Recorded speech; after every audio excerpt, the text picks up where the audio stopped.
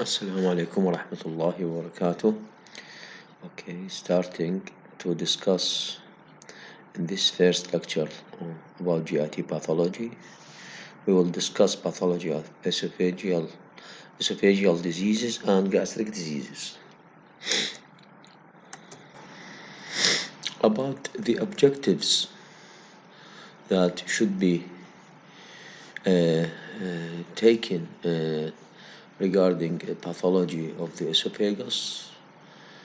So after completion of this lecture, the student should know list developmental malformation of the esophagus, define diverticulum web rings, describe types of hiatal hernia, define achalasia and list its causes, describe esophageal varices, then identify the causes of esophagitis, identify the pathology of the GERD, which is more important, and identify Barrett's esophagus, describe its morphology, clinical presentation, and complication.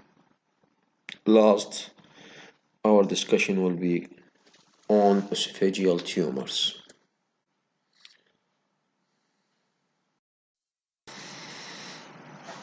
About congenital anomalies and anatomical disorder of esophagus. In congenital anomalies, we have ectopic tissue, which is we have seen many cases of gastric ectopic tissue in the esophagus, atresia, which means complete occlusion of the esophagus, congenital anomaly. We have fistula, and will be discussed in the next slide. Sometimes we have stenosis and webs. What about the tracheoesophageal fistula?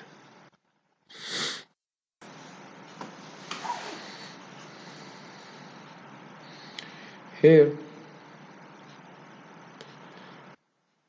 proximal part of the esophagus and blindly, and there will be communication with the distal part of the esophagus with the trachea, and the dangerous of this condition that sometimes gastric acid could have a way into the airways, into the lung, causing chemical pneumonia.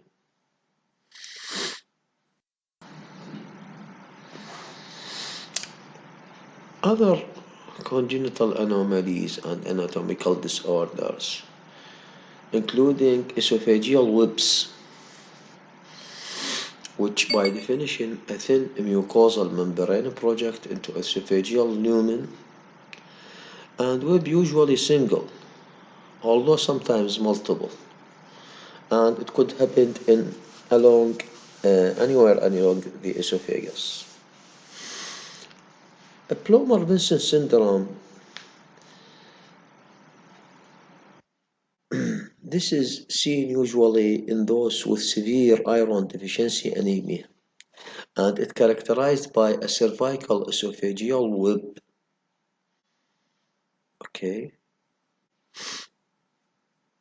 Number two, there is mucosal lesion in the mouth and pharynx. We said severe iron deficiency anemia mostly occur in the women. The complication, it is very important because those patients with this syndrome predispose for developing carcinoma in the oropharynx or upper esophagus.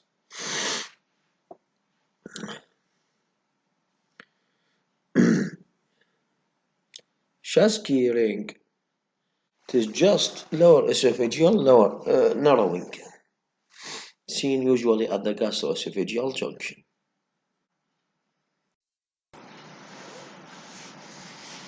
What about the types of diverticulum, esophageal diverticulum? We have a true diverticulum. Diverticulum, by definition, is outpouching, and this outpouching usually lined by mucosa, submucosa muscularis, and adventitia if it is called true. So all layers of the esophagus should include it in case of true diverticulum. While false or pulsion diverticulum, it is just a weakness in the underlying muscle, and this weakness permit outpouching of just the mucosa and submucosa into the area of the weakness. Zinneker's diverticulum, it is of false type, usually happened or occurred in the upper esophagus in the area of weakness in the craniopharyngeal muscle.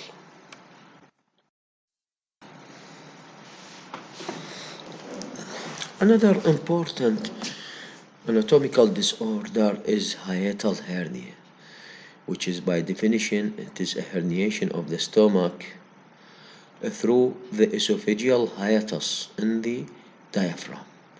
hiatus هي opening in which the esophagus pierces the diaphragm and entering the abdominal cavity. There are two basic types of hiatal hernia. Number one, what is called sliding hernia, which is most common type. In this case, we have herniation of the proximal part of the stomach through a widened diaphragmatic hiatus. Clinically, presentation will be heartburn, nocturnal epigastric distress, and other features of GERD. And in some severe cases, we have hematemesis, ulceration with structure formation. Number two, we have paraesophageal hernia, in which portion of the stomach it will herniate alongside the distal esophagus. This is main two types. This is what is called the sliding hernia, and this is in which part of the stomach will be herniated, part of the stomach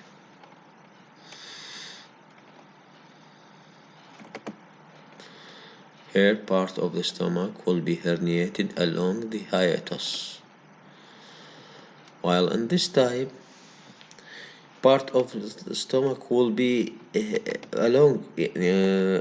herniated with the esophagus, parallel to the esophagus. This is what is called the paraesophageal hernia. Esophageal varices, diseases that some disease could affect the portal circulation, and these may cause portal hypertension, which can lead to development of esophageal varices, which is an important cause of massive and frequently life-threatening bleeding. Important thing that between portal circulation and systemic circulation we have two anastomosis, sites of anastomosis. One in the lower esophagus, and another one in the near the rectal region, the rectum. So in case we have portal hypertension, with time these anastomotic sites undergoing dilatation and of the anastomotic vessels.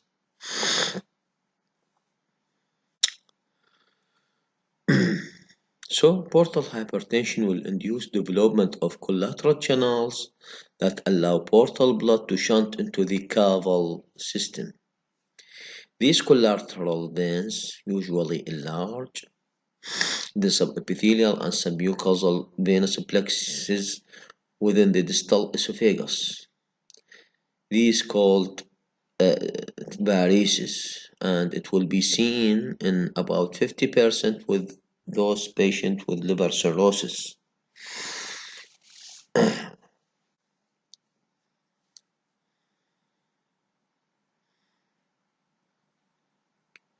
Here we have asked question. What is the second most common cause of esophageal varices?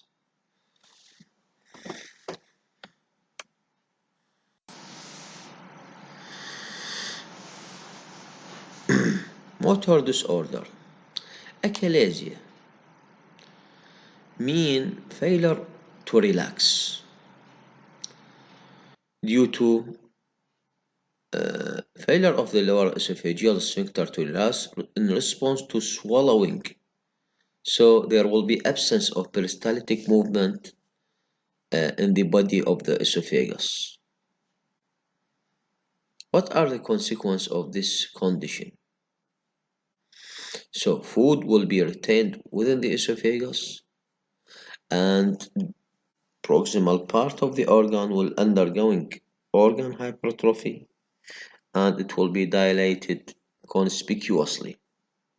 What are the pathogenesis of this motor disorder, achalasia?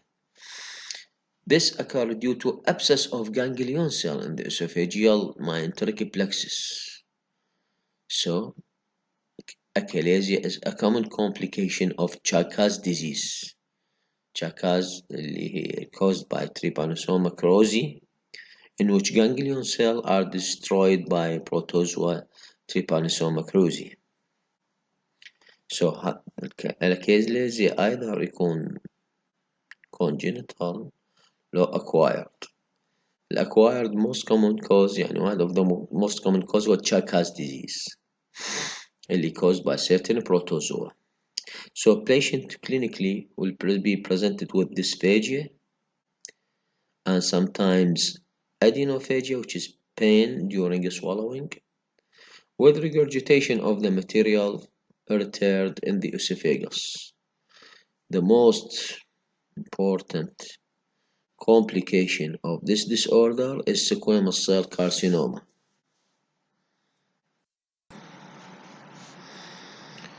This is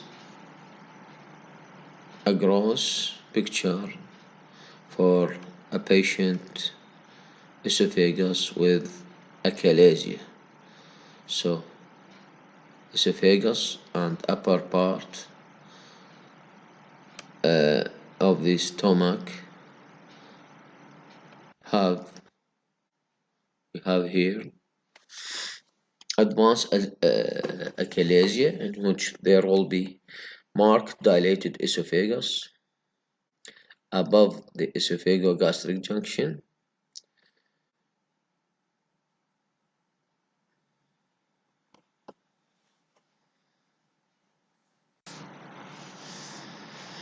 Esophagitis, which means inflammation of the esophageal mucosa due to injury to these mucosa, which is very common worldwide disease.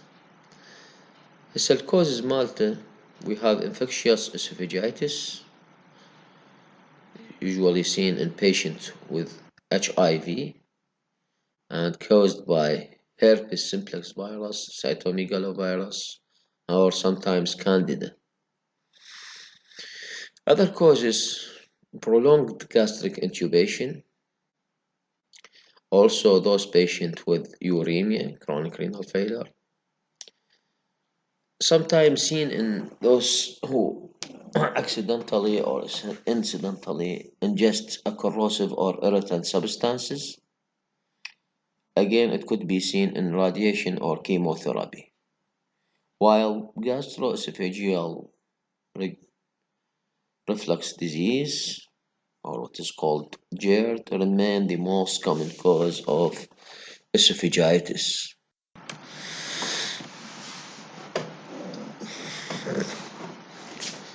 Esophagitis, we have also laceration.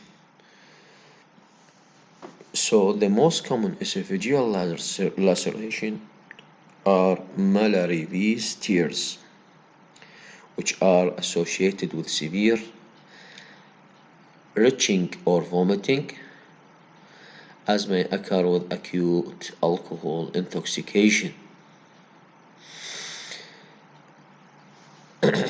These linear lacerations are usually oriented longitudinally and it range from bill length from few millimeters even to several centimeters.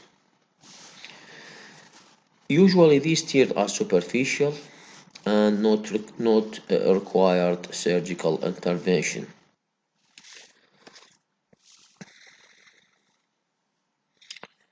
We have chemical and infectious esophagitis and reflux esophagitis, what is called the GERD.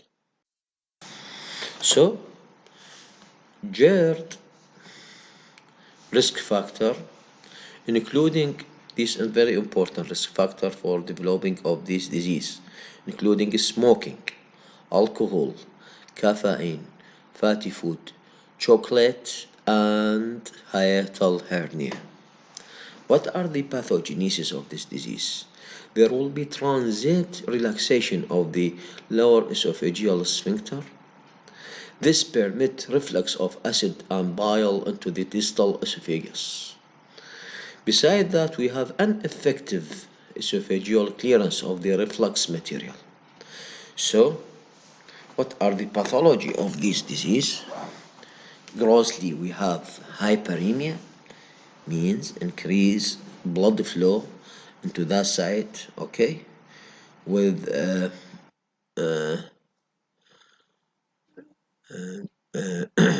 with conversion of the with hyperemia mean increased blood flow to that site with redness of that site. There will be again vertical linear streaks of superficial mucosal erosion and ulceration. Microscopically, number one, we have intraepithelial eosinophils with or without neutrophils, which is very important characteristic feature. We have what is called basal zone hyperplasia, which mean increased number of basal cell, okay, within the stratified squamous epithelium. And we have again elongation of the lamina propria papillae with intraepithelial neutrophils in more severe injury. Clinical finding, it will be presented as non-cardiac chest pain with nocturnal cough, nocturnal asthma, heartburn injury, heartburn acid injury to enamel. The most important complication is Barrett's esophagus. These are stratified squamous epithelium showing scattered intraepithelial lymphocytes. Beside that, we have basal cell hyperplasia. Basal cell.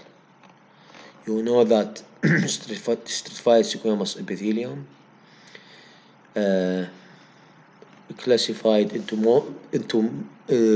four main layers. One of the basal layer هي البيز مالها هي rapidly continuously dividing layer, high basal layer. So in GERD there will be hyperplasia of this basal layer. Okay. I will discuss Barrett esophagus.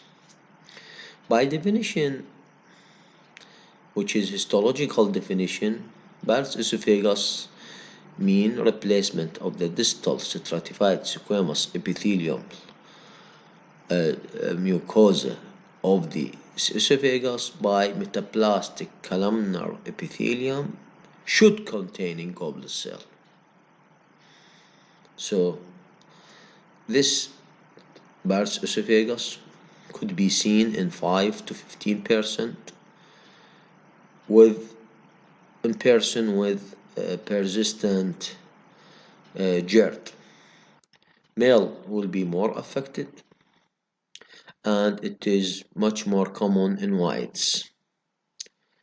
Actually, its prevalence in our country is much more lower than its prevalence in the Western world. Morphologically, grossly, there will be grossly mean what what is realized, what the endoscopist see. So grossly, it will be salmon pink. Salmon, it is a type of fish, okay, which is has a pink, flashy meat. Salmon pink, a velvety mucosa between the stomach, and there will be pale pink esophageal mucosa and more lush light gastric, brown gastric lining. Microscopically, we have esophageal squamous epithelium replaced by metaplastic columnar epithelium containing goblet cell. What are the complications? The chief clinical significance is the risk of development of adenocarcinoma. So, Barrett's esophagus, its importance coming from that because it is considered as a precancerous condition. So, person with Barrett's esophagus usually have a risk 30 to 100-fold greater than risk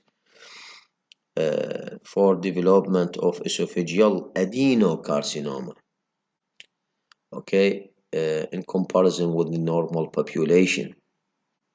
And this risk become more great in those who have, beside Barrett's esophagus, high-grade dysplastic changes. So, this finding in the endoscopy, so there will be finger-like projection, okay, of salmon shape, okay, in the lower esophagus.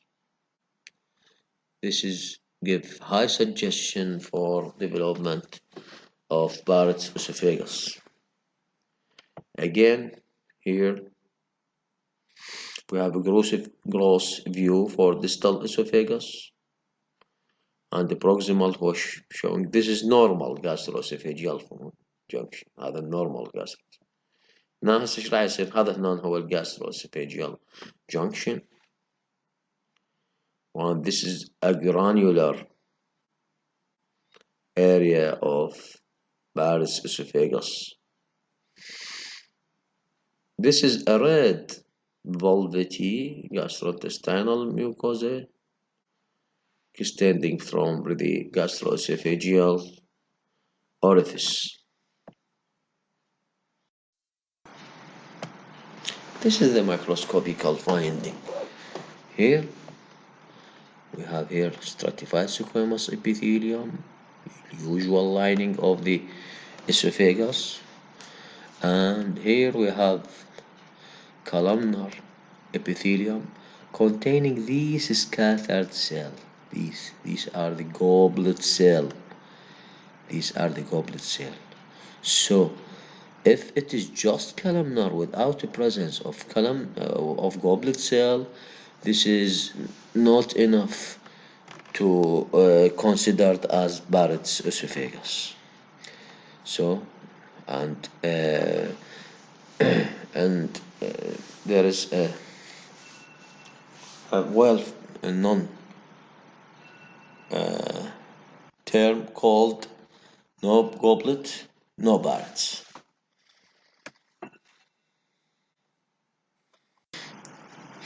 Okay, so we will discuss it in important and most common tumors affecting the esophagus. Number one, we have squamous cell carcinoma, usually seen in adult over age of 50, with a male to female ratio of 3 to 1, certain area have high incidence of this tumor, like Iran, especially in Caspian area, منطقة بحر قزوين طبعا عندهم high prevalence of this disease, of this tumor, and China. Again, this tumor will be more prevalent in black than white.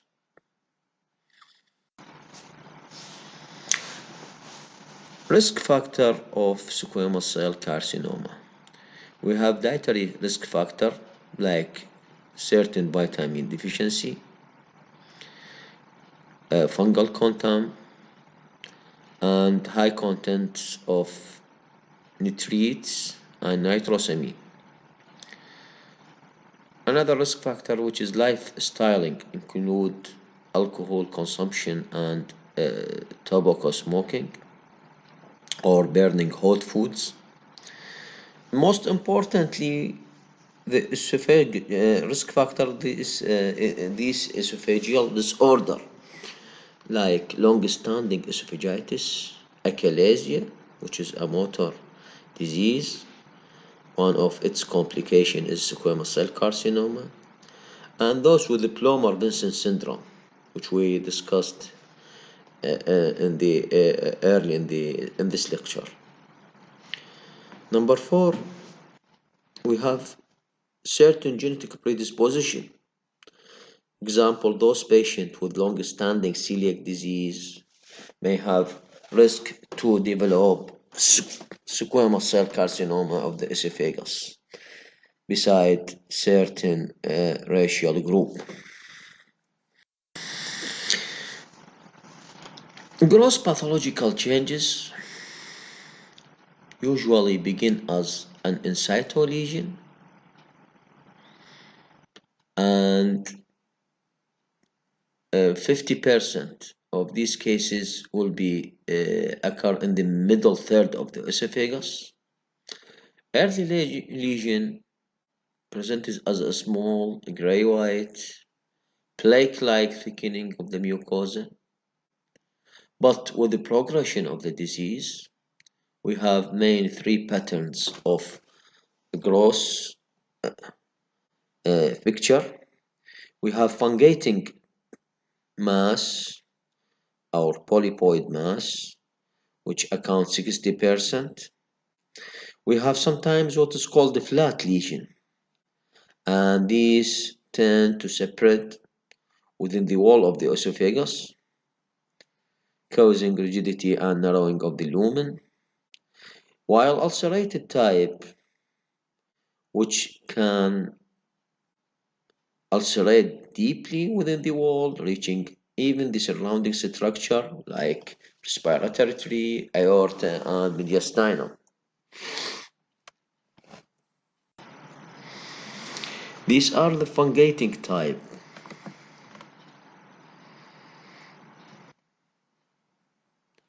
These are the fungating type or polypoid type, which accounts 60% of squamous cell carcinoma, occur again in the middle part of the esophagus. While this type, we have flat type with circumferential constricting region, and this type we have exacerbation or ulceration type, and this ulcer could be erode and invading the surrounding structure. Microscopically, most of squamous cell carcinoma of moderate to well differentiated type with invasive tumor that infiltrate throughout the wall or beyond. Clinical feature and the prognosis. The survival or the survival rate depend on stage of the disease. Whenever we have superficial esophageal carcinoma not invading deep structure, prognosis will be better comparing with those patients with advanced disease. Local recurrence and distal metastasis usually common after surgery, and presence of lymph node metastasis at the time of the resection significantly will reduce the survival. Anyhow, esophageal squamous cell carcinoma have bad prognosis, and it is uh,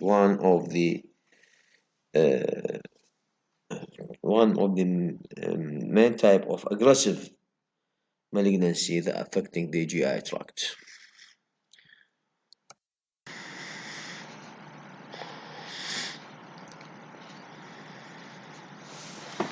These are microscopical picture of the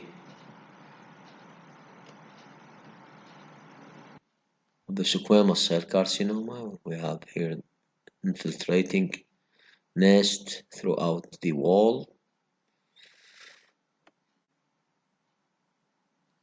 filtrating the submucosa and reaching the muscularis layer. These are well differentiated because it is squamous cell carcinoma. Two important features of squamous cell carcinoma: producing of keratin and presence of desmosomes between the cells. Okay, these two microscopical findings, if we found it, squamous cell carcinoma could be considered as well differentiated. And here we have this what is called keratin pearls. So this tumor could considered من ناحية الجريد as well differentiated squamous cell carcinoma. Now here we have infiltrating nest and individual malignant cell, okay, with abundant pink cytoplasm filtrating adjacent structure. Second type of malignancy that affecting the esophagus is adenocarcinoma. Usually this is found in the lower esophagus, lower third, and arise in the background of Barrett's mucosa, usually affecting those patients above 40 years. Men again affected more than women, while whites is more affected because Barrett's esophagus is much more prevalent in whites than in black. So whites will more affected by complication of the Barrett's adenocarcinoma, in contrast to squamous cell carcinoma usually. So patient will be presented with difficulty with swallowing, with progressive weight loss, bleeding, and chest pain. And usually it is have very poor prognosis with 20% overall 5-year survival rate. Grossly adenocarcinoma usually arising in the distal esophagus and the setting of Barrett's esophagus appear as a flat raised patches that with time developing into large nodular fungating mass with diffuse infiltrative and deeply ulcerative features. Microscopically, what we will find are mucin producing glandular tumor, usually of intestinal type features, with multiple foci of dysplastic mucosa, okay, seen in the adjacent to the tumor. يعني احنا راح نشوف كأنه السبكترم مال الديزيز كله، راح نشوف البارس اسوفيغاس، نشوف الديسبليجيا، ونشوف invasive malignant adenocarcinoma. These are adenocarcinoma, هذا glandular formation, okay, infiltrating adjacent stroma and lamina propria. These are malignant gland infiltrating this trauma.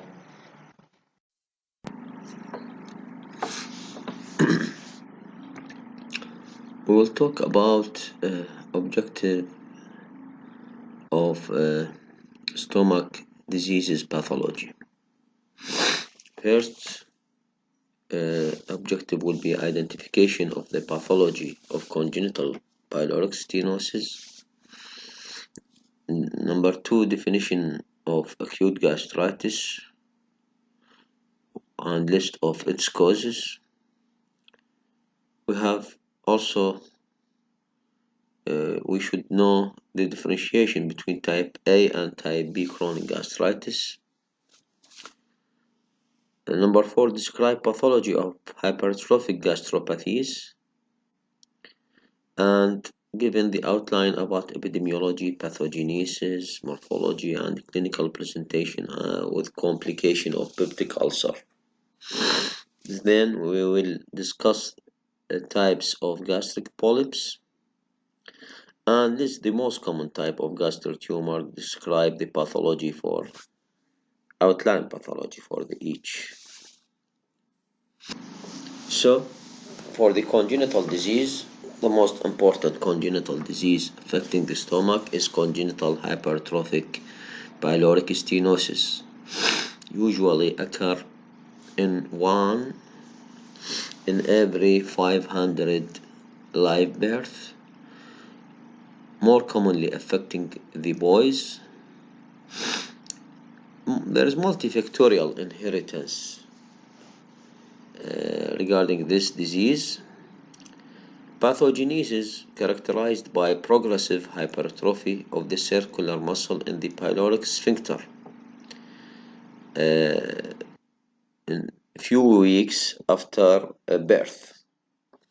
Clinically, it will be presented as a projectile vomiting of non-bile stained 2 to 4 weeks after birth. Another similar condition, but it is not congenital, called acquired pyloric obstruction. This is usually seen in adults with long-standing peptic ulcer disease in the duodenum. With complication of this ulcer, there will be fibrosis and there will be obstruction.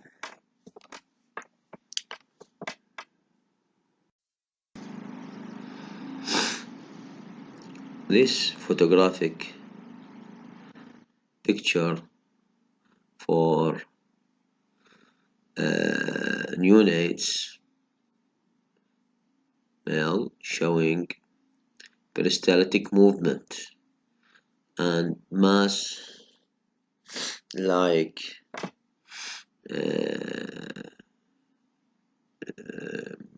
ovoid palpable mass in the region of the pylorus. And this is the gross pathological changes that resulting from thickening of the muscularis propria of the pylorus with dilatation of the distal part of the stomach. Here the constriction, here the hypertrophy of the muscularis layer.